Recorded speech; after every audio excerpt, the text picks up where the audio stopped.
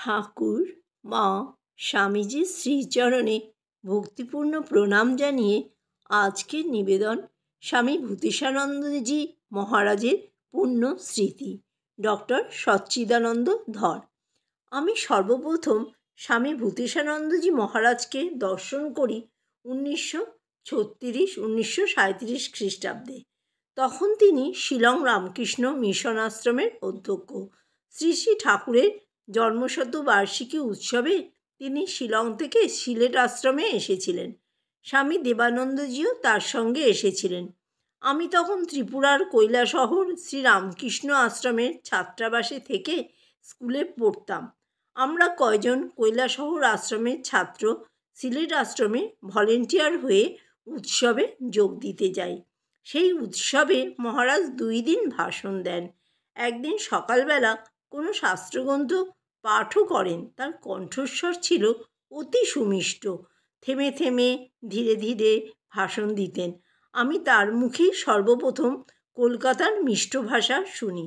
সিলেটের বাঙালভাষী আমার কানে মহারাজের সেই সুমিষ্ট ভাষণ এখনও চোখ বুজলে শুনতে পাই। একদিনের ভাষণে বা পাঠে তার মুখে বহু সংস্কৃত উদ্ধৃতিও শুনেছিলাম। এর অল্প কিছুদিন পরই মহারাজের দ্বিতীয় দর্শন কৈলাসহর আশ্রমের শ্রী শ্রী ঠাকুরের জন্মশতবার্ষিকী উৎসবে। এবার খুব কাছে থেকে মহারাজদের সেবা করার সৌভাগ্য হয়। আমরা কৈলাসহর আশ্রমেরই আবাসিক ছাত্র। আমাদের উপরেই পড়ে সমাগত সাধু মহারাজদের সেবার ভার।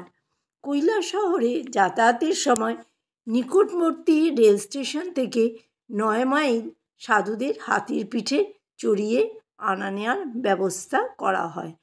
কৈলাসহর নিকটবর্তী ঊনকোটি পাহাড়ের শিবতীর্থ দর্শন করাতেও সাধুদের হাতির পিঠে চড়ানো হয়। পূজনীয় মহারাজ হাতির পিঠে চড়তে ভয় পেতেন এবং কেমন একটা অস্বস্তি বোধ করতেন। হাতি চড়ার প্রসঙ্গে তিনি বলেন, বাবা, এসব রাজা রাজরাদেরই পোষায়, সাধুর কর্ম নয়। অতি সাম্প্রতিককালেও মঠে বা অন্যত্র আমার সঙ্গে দেখা হলেই পূজনীয় মহারাজ কৈলাসহরের সেই সব প্রসঙ্গ করতেন, বিশেষ করে হাতি চড়ার অভিজ্ঞতার কথা। সমবেত ভক্তদের অঙ্গভঙ্গি করে হাতির দুলে দুলে চলার ধরনটি প্রকাশ করতেন। তারপর ইংরেজি 1942 সনে মহারাজের সঙ্গে ডিমাপুরে যুদ্ধ রিলিফ ক্যাম্পে একসঙ্গে সেবা কার্যে যুক্ত থাকার সৌভাগ্য হয়। সেই ক্যাম্পে বিধ্বস্ত, হতাশ, অসহায় নরনারীকে কীভাবে হেম মহারাজজি এবং ভূতেশানন্দজি সান্ত্বনা দিতেন তা দেখে বিস্মিত হতাম। রাত্রে ক্যাম্পের কর্মী এবং সেবকদের বিশেষভাবে উপদেশ দিতেন এবং কীভাবে নারায়ণ বুদ্ধিতে আর্তের সেবা করতে হবে। তখন মহারাজদের কঠোর জীবনযাত্রা এবং সেবানিষ্ঠা ও মাতৃসুলভ দরদ দেখে ধন্য হয়েছি। পূজনীয় মহারাজ মঠ ও মিশনের ট্রাস্টি ও সহসম্পাদক হয়ে আসার পর বেলুড় মঠে তাকে প্রণাম করতে গেলে কৈলাসহর ও শ্রীহট্ট আশ্রমের সেই সব পুরনো স্মৃতির কথা অবশ্যই স্মরণ করতেন।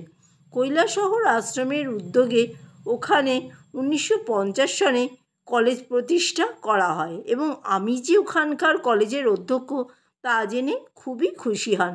ত্রিপুরার আদিবাসী, মণিপুরী এবং অনুন্নত শ্রেণীর মধ্যে শিক্ষা বিস্তারের এবং ঠাকুর স্বামীজির ভাবের প্রচার কিভাবে করতে হবে সেই সম্পর্কে সর্বদাই উপদেশ দিতেন।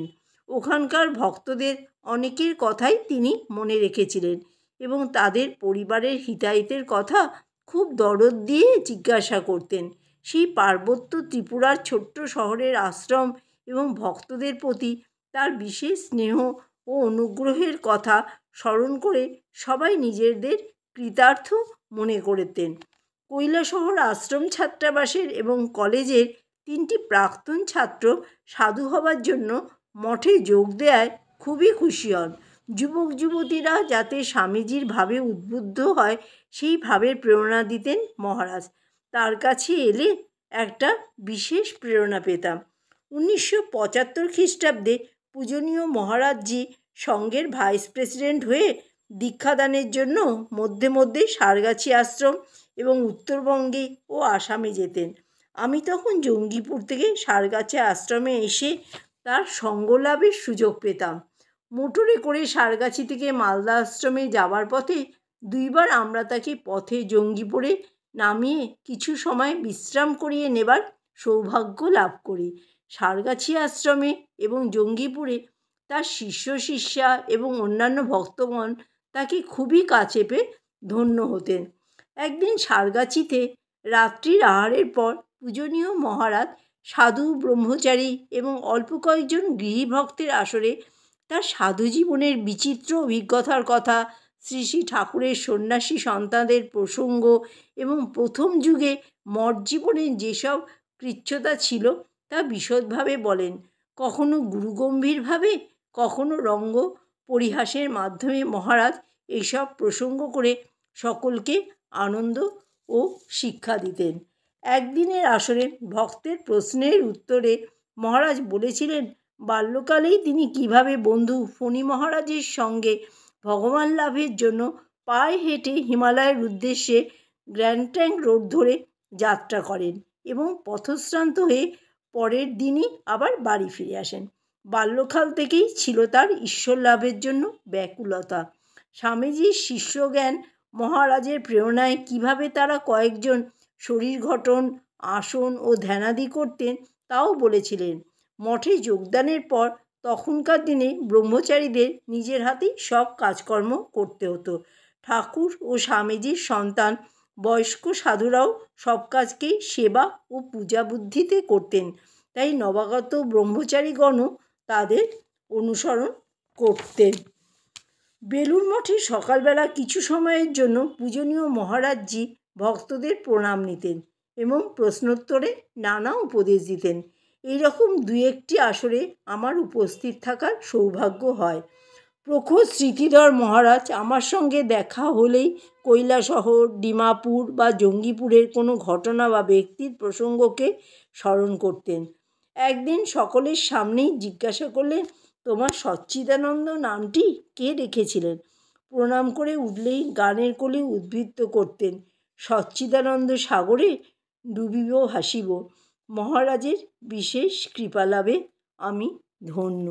জয় ঠাকুর, জয় মা, জয় স্বামীজি, জয় মহারাজ।